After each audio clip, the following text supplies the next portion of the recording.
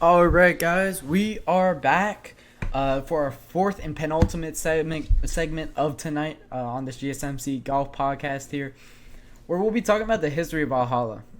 I wanted to kind of do a deep dive into the history of Valhalla because, of course, this isn't the normal PGA Championship course, right?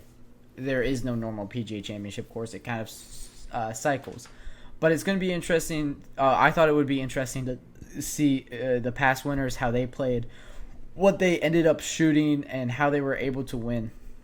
Some of it was in the PGA Championship, the Senior PGA Championship, and I believe there was a Ryder Cup as well in the mix here. So we'll get right into the history of Valhalla here with the 1996 PGA Championship. This was the first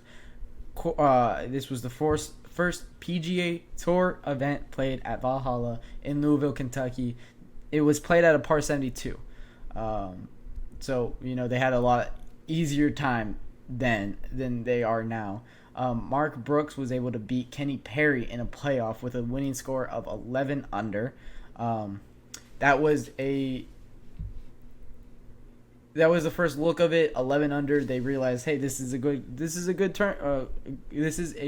course for this tournament. They love difficult courses for the PGA Championship. This is one of the more difficult courses. Of course, Jack Nicklaus designing a course. It's always going to be very difficult. He knows what it takes to win, and he knows what it takes for him to not play well. And he always designed those courses with that in mind for him.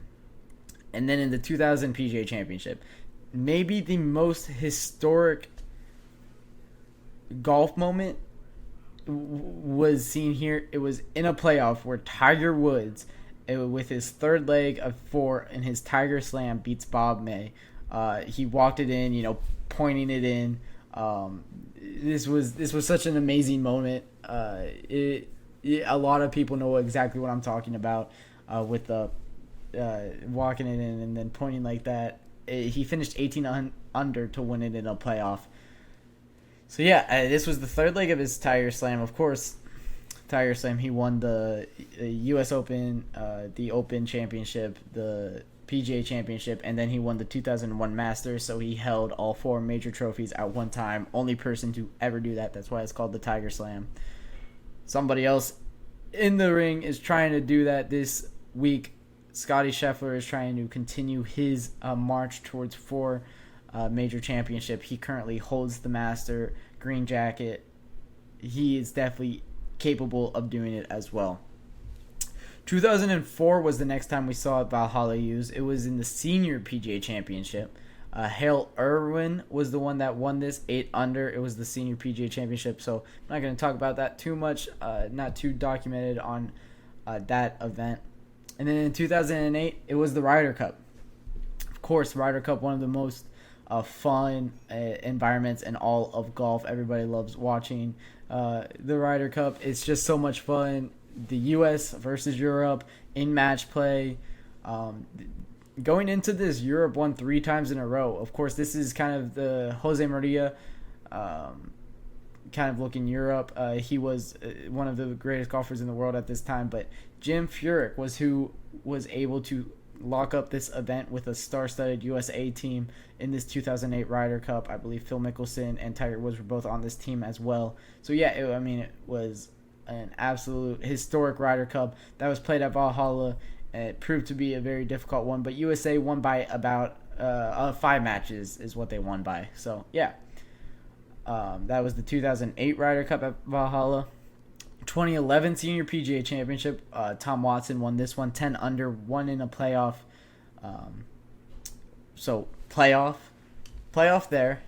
2004 was the Senior PGA Championship. Playoff in 2000, playoff in 1996, and then in 2014, the most recent time that Valhalla was used, it was Rory McIlroy, finished 19 under, absolutely blazed by everybody. I believe this is when it was a par 72 still. Now it's a par 71. But, yeah, I mean, still very, very impressive. Still very, very impressive for Rory McIlroy. This is when he beat Phil Mickelson and Ricky Fowler, who were tied for second in this tournament, I believe. And this was the last of Rory's majors. So some big names to have won at Valhalla, winning a PGA Championship. Of course, Rory McIlroy. You have Tiger Woods won his PGA championship, one of his 4 PGA championships in 2000, and then you have Mark Brooks, who also won the PGA championship, the Wanamaker, here at Valhalla. So yeah, it's a course that has played for, played up to history. I don't know if that was phrased correctly, but it's a course that has a lot of historical moments, and we could definitely add one. I think that this is a tournament that is shaping up to add another historical element to Valhalla, to the PGA Championship, another leg in the race here. You have Xander Schauffele, who just broke the course record. I believe it was Jose Maria, who had it in 60 with a 63. I think it was in 2000 that he had that 63, if I'm not mistaken. I think that's what I read today. And then Rory McIlroy has been very great at this. I talk about him a lot, but in the last courses, it's very much favored him. And this one definitely favors him. As I said earlier, he birdied 7 on all 4 days. He birdied 7 on the first day. So when you have a very long golf course, he is the greatest. He is the best at driving the ball. He's the best at just sending it down the fairway. Not the best at accuracy, but his driving distance is first on tour, of course. You would also expect kind of like guys like Bryson DeChambeau to kind of take a step in the tournament, but he doesn't look too great. Of course, he's had an off year, doing a lot more content than he is kind of golf related stuff. So it's going to be interesting to see if he could kind of continue to contend here.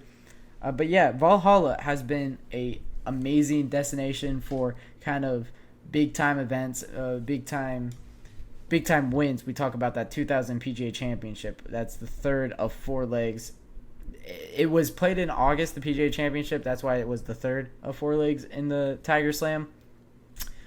So it's going to be interesting to see. As I mentioned, also you have a lot of playoffs at the PGA Championship at Valhalla.